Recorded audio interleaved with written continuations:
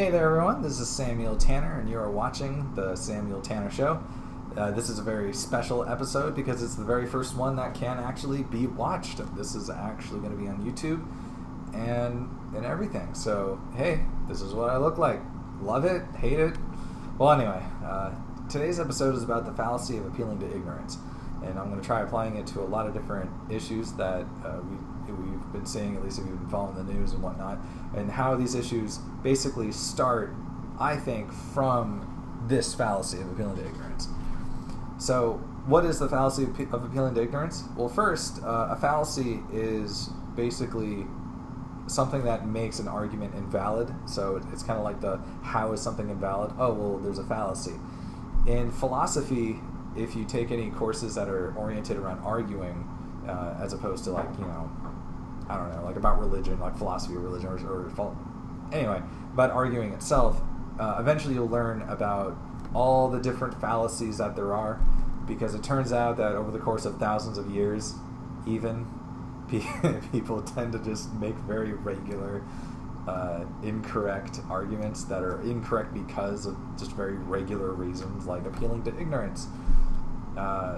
So appealing to ignorance, the fallacy of appealing to ignorance is when your argument is invalid because you're just assuming that something isn't true because you can't think of how it's false, or you think that something doesn't exist because you haven't seen it.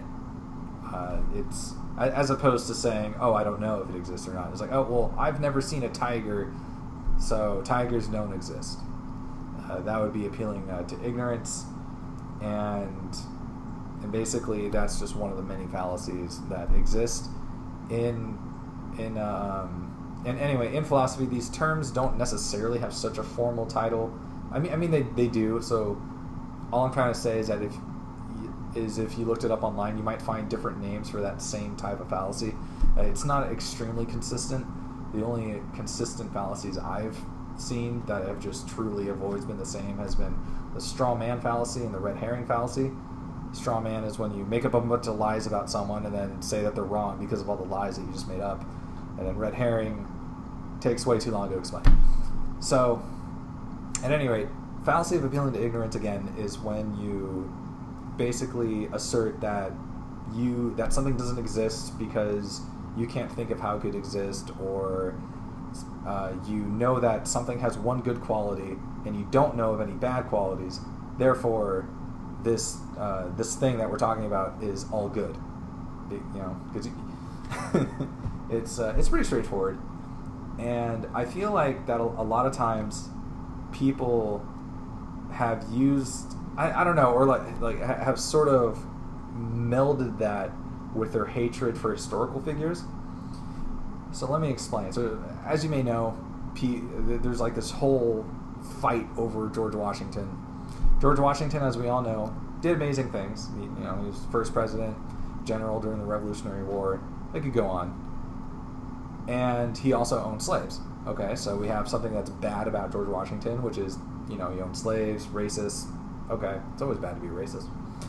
And we also have first president, amazing dude in other particular ways. So people have been getting very upset over the fact that there are monuments over George Washington. I actually happen to live close enough to Washington, D.C. to see the Washington Monument from my window. And yeah, I don't really know if anyone looks at these monuments and goes, wow, George Washington was great. Must have been perfect. Yeah, like I'm looking at this monument and I'm just thinking to myself, boy, what a deity.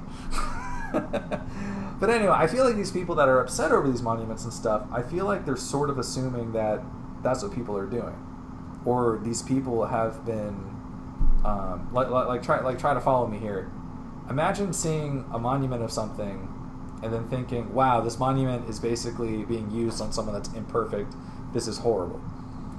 I mean, it's almost as if we're saying that everyone is just appealing to the fallacy of ignorance, even though I don't think we are. I think just about every time we think about a historical monument or someone that is talked about in history, they're not really talked about because they're perfect. They're just there because of some specific things that he or she may have done, or did do.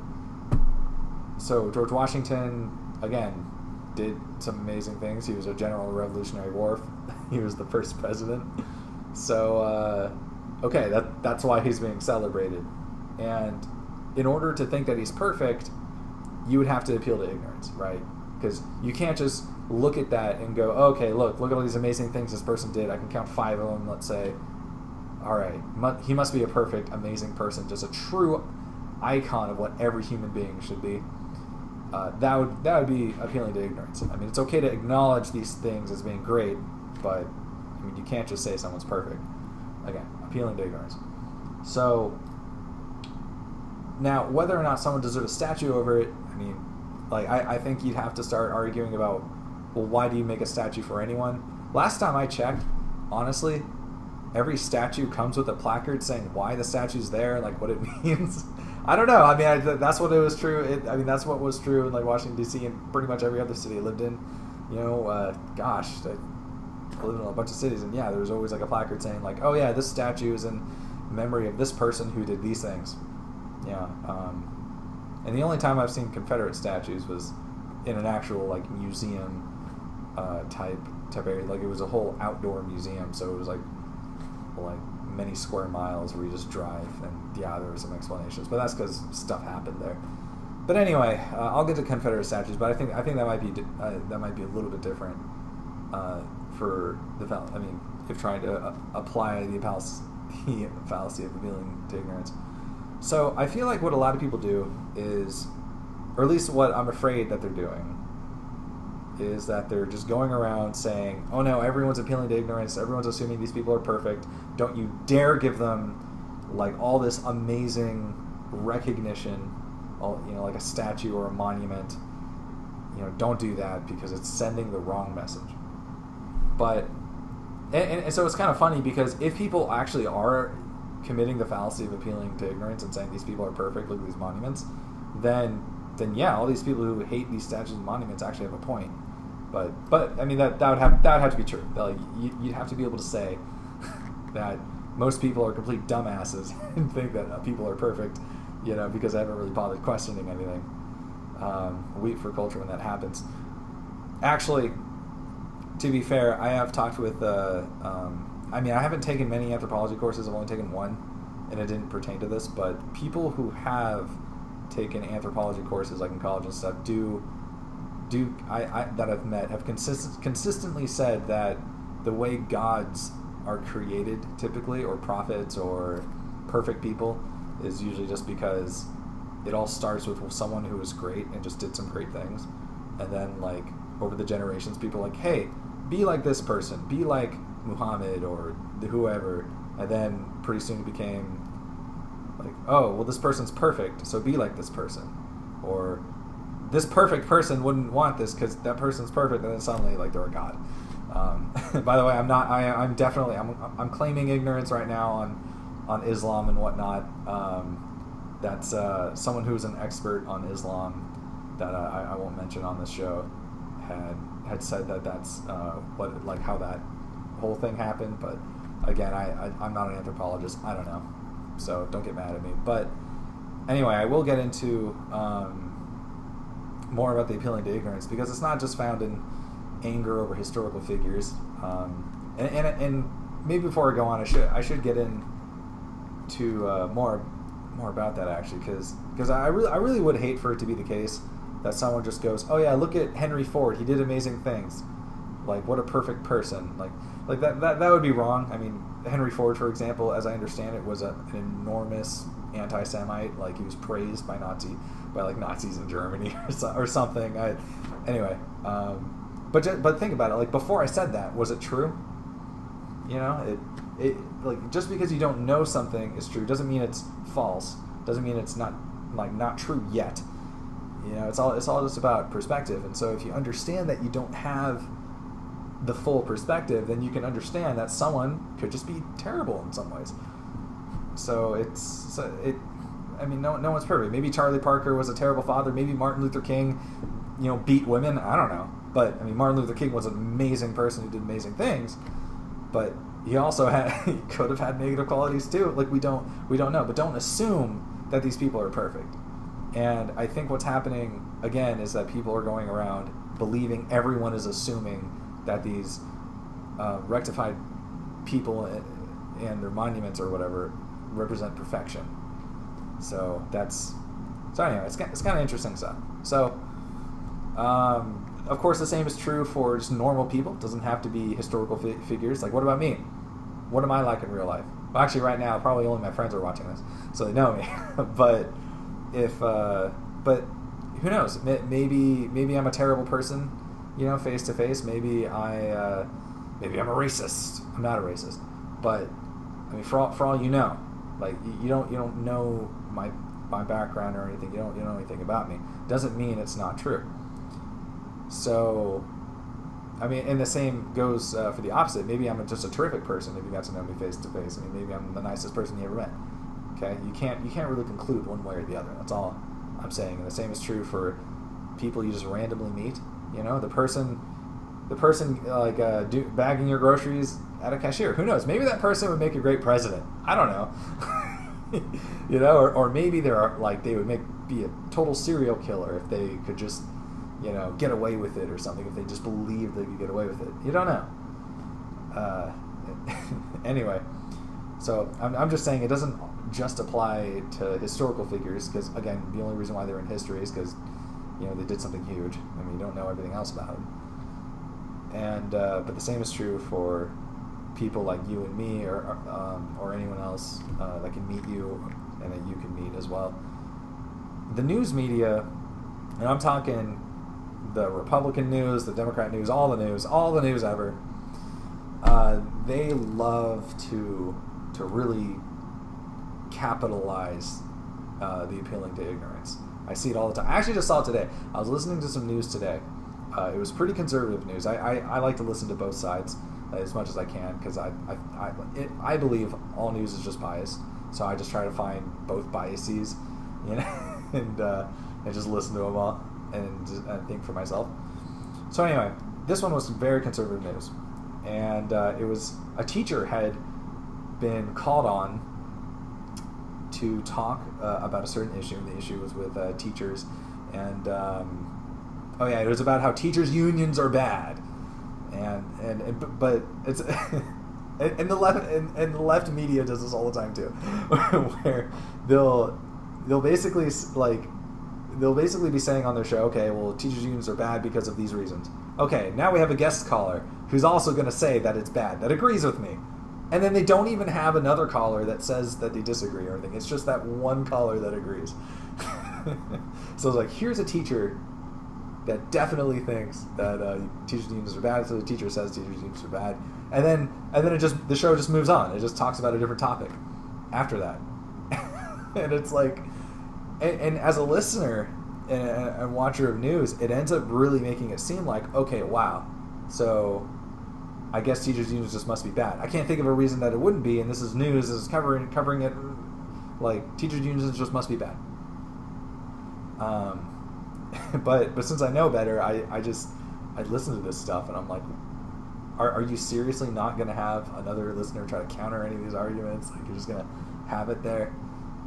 But it works. I know CNN does it quite a lot, and they're a very, very far left-leaning news group. And although leaning any which way is leaning way too far, because it's supposed to be objective. Just saying. I think the people want it. All right. Soapbox story aside, they'll bring in like, let's say there's a Trump policy they don't like, or Trump did something that was kind of naughty or something that they just didn't like, and then they'll have a guest come up, go, oh yeah, well, Trump is all these negative things I'm talking about. Yeah, I don't like Trump. And then that's it. Like, it'll just end, that'll be the segment, and then they'll go off and just talk about something completely different. And anyway, it relies on someone's appealing to ignorance, because the audience will end up. I guess, how do I put this? If you ever listen to just one news source, you'll end up finding yourself in a position where you're thinking, wow, I can think of all these reasons that say the Democrats are bad or the Republicans are bad, and I can't think of any reasons like that are positive, that are good about them. wow, they must be terrible. I should maybe consider myself to be a Republican or a Democrat. And it's the whole double example I gave of having a guest come on a show is exactly that technique. It's trying to get you to not think of ways that another viewpoint could be right, because all they do is they just show you how something is wrong. So on this show, I try to always, I do my very best to give arguments for both sides. Like I had an episode about abortion. Like I think abortion should be legal, but man, I argued to my best ability about why abortion could be wrong or could be murder, right? Like, whereas on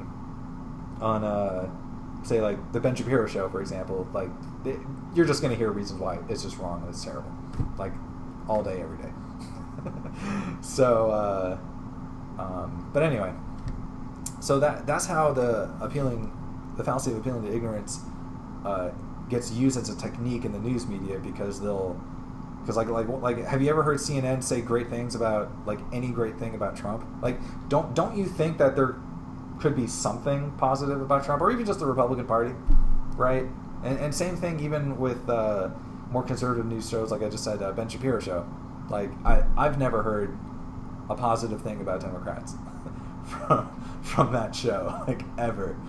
And yeah, and it basically makes it so that way you just sort of, you don't think of any positive things about that party. And so what do you think it makes you feel about the parties? It starts making you think that one is definitely better than the other, or one is definitely right, one's definitely trying to take over the world with their crazy policies. Anyway, so yeah, anyway, the fallacy of appealing to ignorance also, of course, applies to just you and your own personal arguments. Maybe like you're just thinking of arguments you've never spoken to anyone, or maybe you're just trying to find, I don't know, just trying to figure something out. It's very handy to know, or just to understand, and to remind yourself that just because you can't think of a reason for something doesn't mean that a reason doesn't exist. So if I so when, I mean, I don't know, like for me making this episode, I mean, if I start thinking that, yeah, you know, this episode wasn't offensive in any possible way, I can't think of a way it's offensive, therefore it's not offensive, therefore it's not immoral in any possible way. That doesn't mean that it couldn't have been. You know, it may be. Like, I have to now think of reasons why it wasn't, you know, and yeah, so everyone's thinking should be fallacy of appealing to ignorance proof, okay? Should be able to withstand and escape that fallacy. I mean, at the most we can say, oh, you know what, I don't know if such and such is false, you know, I just haven't heard of anything. I understand that I'm ignorant of these things. Maybe Walt Disney was an anti-Semite. I don't know. Anyway, I seriously don't know. All I know is Family Guy has said Walt Disney was an anti-Semite. That's all I know. So now I'm like, okay, it's possible. But Disney is great. You ever seen Onward? You should go watch Onward. I watched Onward. That was the last Disney thing I watched. Really got me. Anyway, getting off topic. So, anyway, when I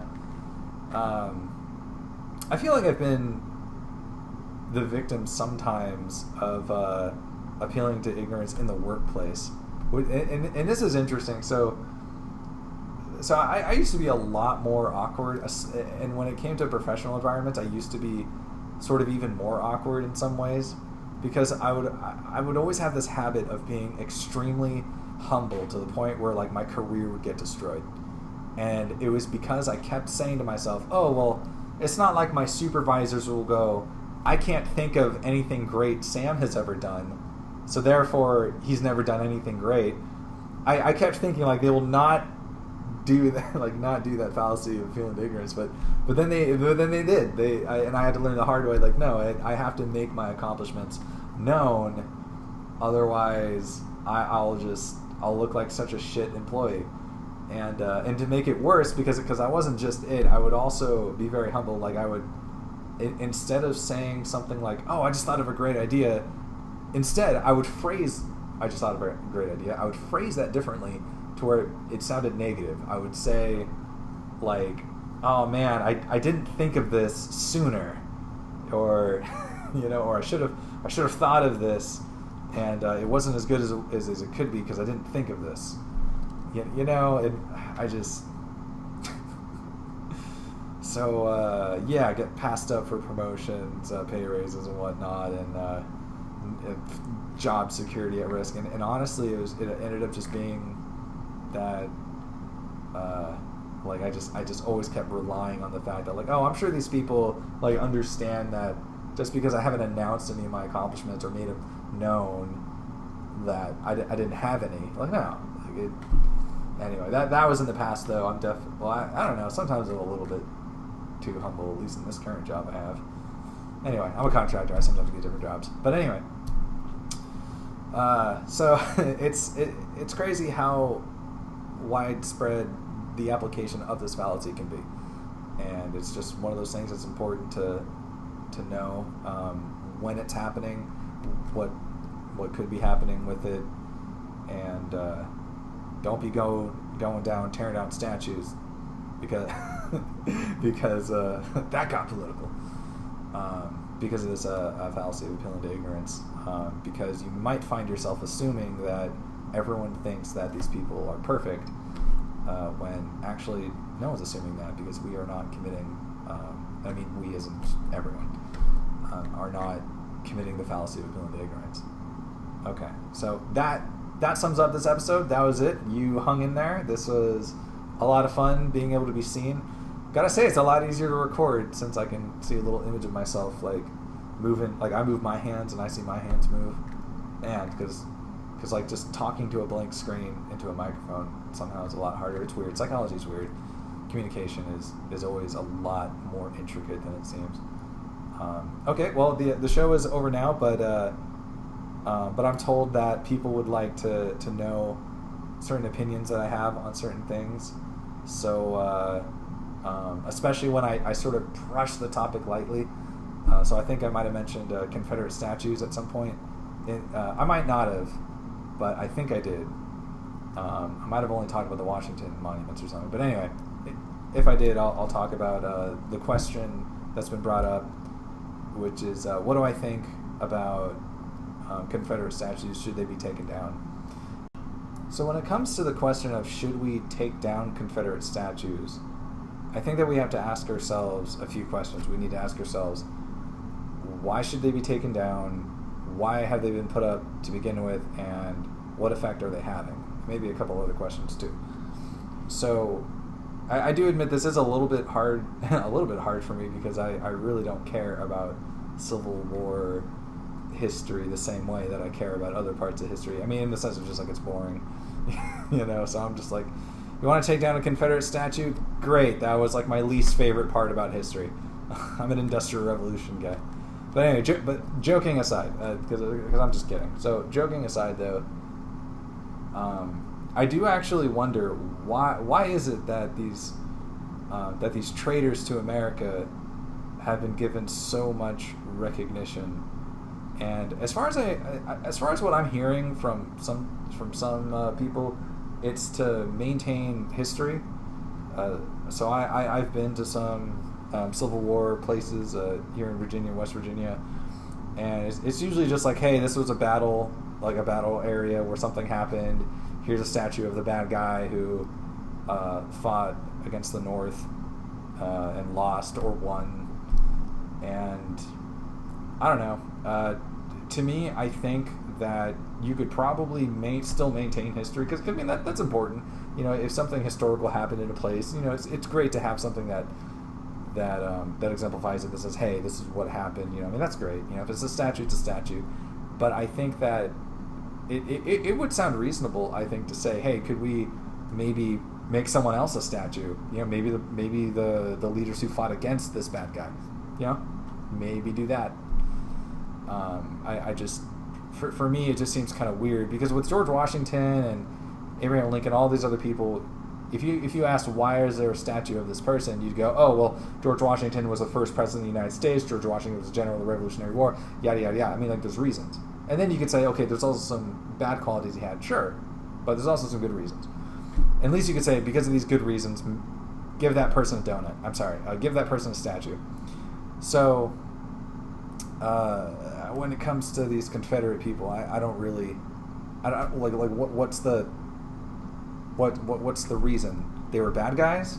Does Hitler get a statue somewhere in the World War II monument sections of Washington D.C.? I'm not seeing it. I'm not seeing statues of bad guys there. Although maybe there are statues of bad guys there, and I just didn't see them. I don't know. Didn't really live near D.C. for too long. But anyway, so just that being said, I mean, I could understand if someone wanted to replace some of those statues maybe with something else, like a statue of maybe a general that was just fighting against the person. Just an idea. I don't know. History. It's nice for history to be maintained, though. I think that's valuable. But yeah, I do. I've always thought that kind of strange. Why is this school named after Robert E. Lee or whoever? What? It might not have been Robert E. Lee, but whoever it was, really, I don't know. I did actually hear a pretty good argument from Don Lemon, the black guy on CNN. Sorry, I just kind of forgot his name, but and normally he's terrible, all people on the news are terrible, but he did say okay, what if you're Jewish going to a school named after Adolf Hitler, so imagine being black and going to a school named after a Confederate warlord. I guess that, I don't know, sure, I guess that could be very, very daunting, very unsettling. So I don't know, it seems like there are all I'm saying is that it seems like there are reasons that and I'm also sorry for not remembering that guy's name. Don Lemon. Sorry, I'm getting so distracted with this. But anyway, so it just seems like there are reasons why you could take it down, because there's really no redeeming qualities that these people had. There's nothing. They were part of history. That is true. So that would be a reason to keep it up, the statue's up. But I feel like you could still maintain history, even if you just if you took it down, and just did something else. And it seems like the effect that it can have is a negative effect. I'm not one of those people that's going to say oh, well, under this totally random perspective, this is offensive, so take it down. I'm not one of those people, because that's usually very illogical. But again, if there's really no freaking reason that to take down the statues, but there does seem to be reasons to take it down. I'm still waiting to hear reasons to keep them up. All I've heard is it's a part of history, and you can have different things still exemplify the part of history. So I'm still kind of. But anyway, so with that limited argumentation for keeping them up, it just seems like a great idea so far to take them down and replace them. Some places in America actually are outdoor museums, and there's tons of statues of Confederates. I've been to one in West Virginia. I forgot what the place was called. It was a very bloody battlefield. And yeah, you just drive around, there'd be a big statue of some evil person that fought on the enemy side, and even some good people too. But it's an outdoor museum. What do you expect? So yeah. I personally, I don't know. It's also sort of hard too, because I'm not a big fan of the Civil War history. I'm more of an Industrial Revolution guy anyway. I don't know. That's the part of history that I really care about, in terms of how entertained I am by it. I would like to. What I'm trying to say is I would like to hear more arguments from people who are really crazy about Civil War history, because they're out there. They're people love that stuff, the Civil War history. Think about it. What other parts of history do you see people dressing in costumes and reenacting it? People are super fans. I'm not one of them by any stretch of the imagination. So I would be interested to know arguments to keeping Confederate statues up. But if I had to say, I'd be well, yeah. Why are they up to begin with? Maybe you could just replace it with something else. I don't know. It is what it is. I feel like when it comes to statues of other historical figures like George Washington, again, it's you can think of reasons to keep it up. First president, he was general of the Revolutionary War, probably other reasons I haven't said or mentioned or whatever. So it's okay, there's a reason for that. And then you can be like, okay, well, he was also a slaveholder. Okay, well, that doesn't... No one said you had to be perfect to get a freaking monument. So, it's... I maybe should have talked about the fallacy of composition or fallacy of division. I get those two mixed up. But they're basically the same. Which is where you say if one small thing about something is bad, then all of it's bad or has that quality, which is stupid. But anyway... I don't know if there was like a huge movement to take down statues, assuming it's not just like some small group of whiners that care about it, because that's one thing you got to kind of make sure about, is that if people are protesting, like do the protesters really represent a majority of people, or are these just like this tiny like 1% of the 1% who are just a bunch of whiners? You know what I mean? Like it sounds kind of a mean way to put it, but I think it is true. Like sometimes idiots really are the loudest. And but all I'm trying to say is, like, listen, if there's a big push to get rid of the monuments of Confederate soldiers, I mean, I wouldn't really be too opposed to that. I think it makes sense. I would say you still want to keep the history, though, so make sure you do something to keep that history. And obviously, like if you're at the tomb of the Southern general, for example, like, okay, if there were like a statue of the Southern general, I mean that would make sense, because it's like, hey, this is the tomb of that person. I mean, that makes sense, right? Like I don't think anyone's like gonna misinterpret that. So anyway, that's what I think. As long as it's the message is clear that we should preserve history. Like that's the point of having these statues, as I understand it. If there's another point, then correct me. So I mean, just as long as something is done to preserve that history, I mean, let's do it. I do feel like some people, to be fair, tend to jump the gun when they want to hate a statue. Like every statue comes with a placard, for example. I mean, like explaining why it's there. So maybe if people were just like to read history, maybe, just maybe, there wouldn't be this outrage. And again, maybe there still would be. I don't know what it's like to be an African American and see a Confederate statue. I don't know. I would imagine it would be kind of unsettling. And but at the same time, Ulysses S. Grant, a statue in San Francisco, was also torn down. Who was instrumental in ending, in thwarting slavery and all that. So yeah, and same with Abraham Lincoln. So I don't know. You can't brush these protesters with one brushstroke. I mean, you can't just stereotype them all as believing in the same thing. I'm sure some protesters are like, yeah, just I don't want my kids going to a school named after a freaking treasonous, slave-wanting warlord. Can we please change it? Can we please take down a statue of that as well? Versus, I just hate white people or something. I mean, you can't. I'm just saying you can't stereotype everyone that way. But anyway, yeah, that's my 10 cents on that topic. Yeah. So, all right. Thank you for watching. Don't forget to like, subscribe, share if you think it's worth sharing.